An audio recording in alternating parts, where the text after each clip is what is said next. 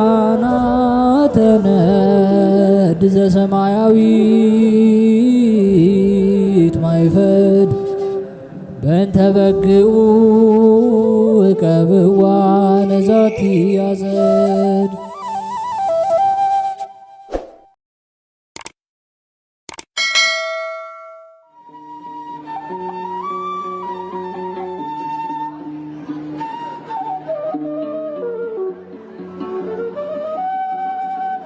በስመ አብ ወወልድ ወመንፈስ ቅዱስ አሃዱ አምላክ አሜን።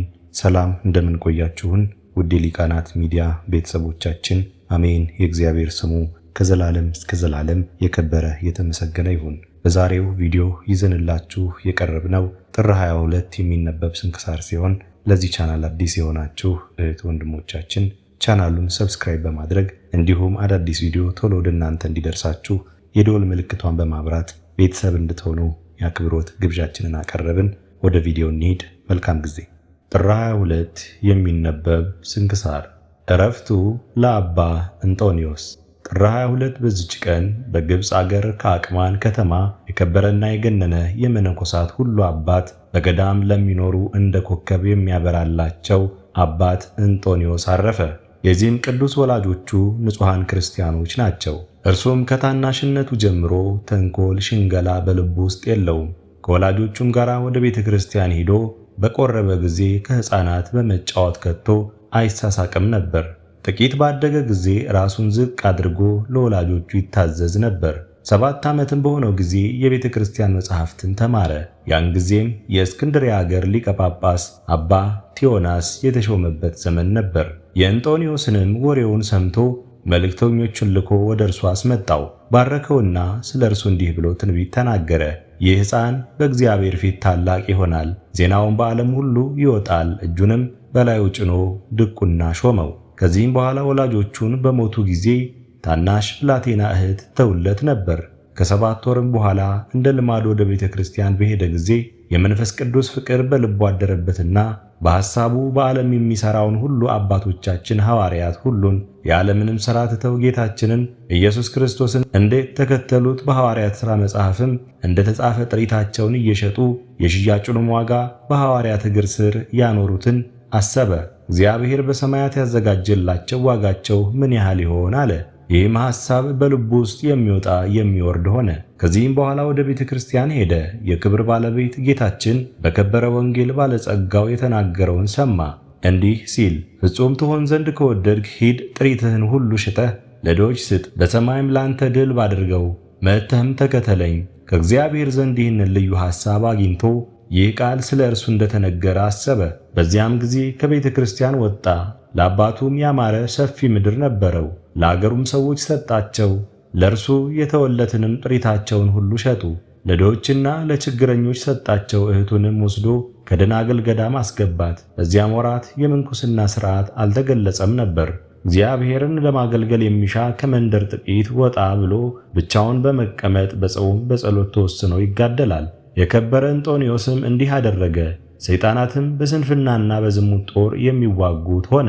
በሕልሙም የሴት ገጽ በማሳት አብራውም እንድትተኛ ያደርጋታል። ከዚህም በኋላ በባህር ዳርቻ ወዳለች የመቃብር ቤት ሂዶ በዚያ የሚኖር ሆነ።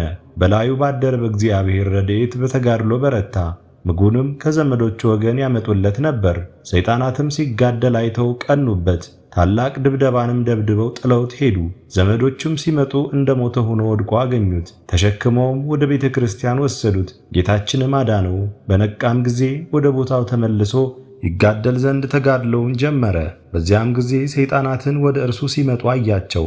በአራዊት አምሳል በአንበሶችና በተኩላዎች የተመሰሉ አሉ፣ በእባቦችና በጊንጦችም የተመሰሉ አሉ። ያስፈሩት ዘንድ አንዱም በአንዱ ላይ ተነሳሱ። እንጦንዮስም በእኔ ላይ ለእናንተ ሥልጣን ካላችሁ ከእናንተ አንዱ ያሸነፈኝ ነበር ብሎ ዘበተባቸው። ወዲያውኑ እንደ ጢስ ተበተኑ። በሰይጣናት ላይ ድልን እግዚአብሔር ሰጥቶታልና ሰይጣናትም ከሚያመጡበት መከራና ስቃይ አረፈ። ምግቡንም በየዓመቱ 2 ጊዜ ያበስላል፣ በፀሐይም ያደርቀዋል። ወደ በዓቱ ማንም እንዲገባ አያሰናብትም። የሚሻውም ሁሉ በውጭ ይቆምና ድምፁን ይሰማል እንጂ። 20 ዓመትም እንዲህ ታላቅ ተጋድሎን እየተጋደለ በገድል ተጠምዶ ኖረ።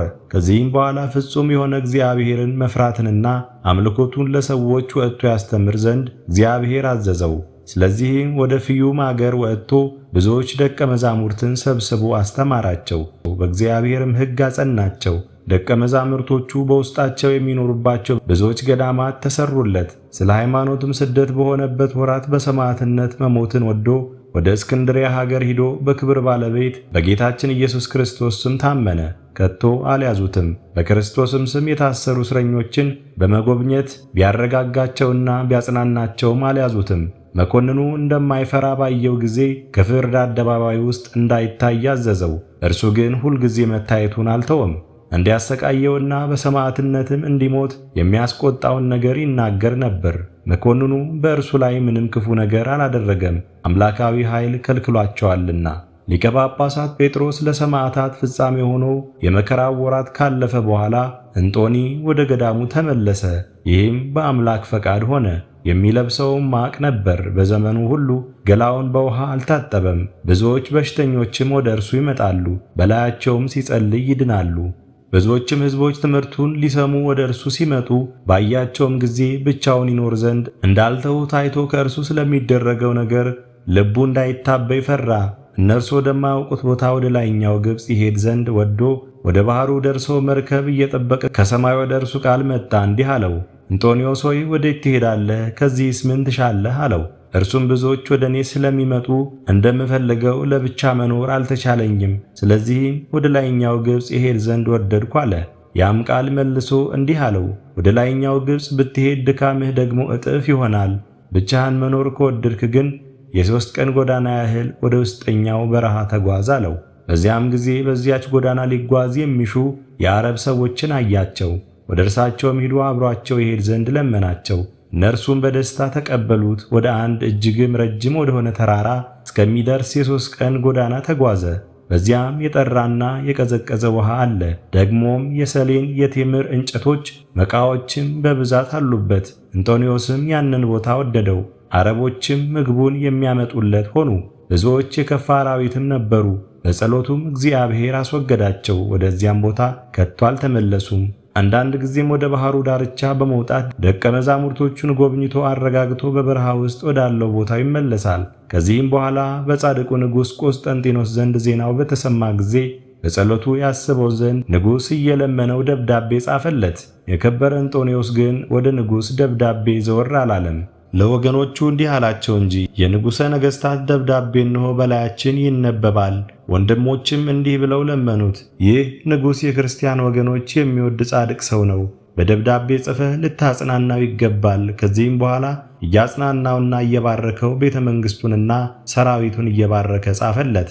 ዳግመኛም በአፍሪንጊያ ንጉሥ ዘንድ ዜናው በተሰማ ጊዜ ወደ ከበረ እንጦንዮስ እንዲህ ብሎ ጻፈ፣ ወደኛ መጥተህ በእኛ ላይ በአገራችንና በሰራዊታችን ላይ በረከትን ታሳድር ዘንድ ስለ ጌታችን ክርስቶስ መከራዎች እኔ ወደ አንተ ፈጽሜ ማልዳለሁ አለ። የከበረ እንጦንዮስም ይህንን በሰማ ጊዜ እጅግ አዘነ።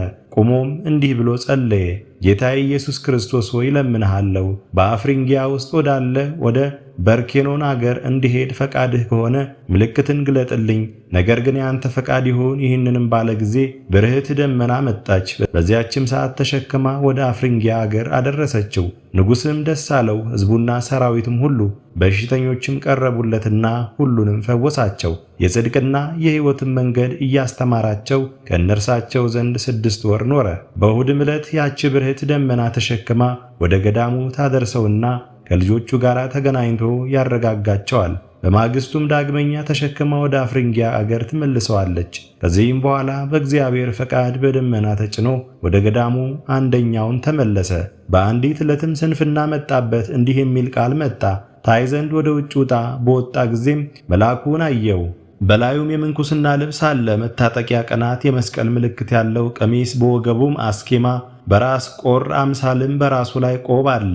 እርሱም ተቀምጦ ሰሌን ይታታል። ከዚያም ተነስቶ ይጸልያል። ዳግመኛም ተቀምጦ ሰሌኑን ይታታል። በየሰዓቱም እንዲህ በማድረግ ይጸልያል። ሁለተኛም እንዲህ የሚል ቃል ወደ እርሱ መጣ፣ እንጦንዮስ ሆይ እንደዚህ ሥራ አንተም ከስንፍናና ከሰይጣናት ጦርነት ታርፋለህ። ያን ያየውንም ተቀብሎ እንዲሁ አስመስሎ የሚሰራ ሆነ። ከዚህችም ዕለት ወዲህ ስንፍናና የሰይጣን ውጊያ አልመጣበትም። የክብር ባለቤት ጌታችን ኢየሱስ ክርስቶስም ብዙ ጊዜ ተገልጾ አረጋግቶታል፣ አጽናንቶታልም። አሁንም እንዲህ አለው፣ የመረጥኩህ እንጦንዮስ ሆይ በእውነት እነግርሃለሁ፣ እኔን ስለ መውደድህ በዚች በረሃ ውስጥ ብቻህን በመጋደልህና በማገልገልህ ስለ ድካምህ ስምህን ከፍ ከፍ አደርጋለሁ። ሥልጣንህንም በዓለም ዳርቻ ሁሉ ከፍ አደርገዋለሁ። ገዳማትንና አድባራትንም መነኮሳትንም የተመሉ ሆነው ቅኖች የዋሃን ጻድቃን እንደሚኖሩባቸው አደርጋቸዋለሁ።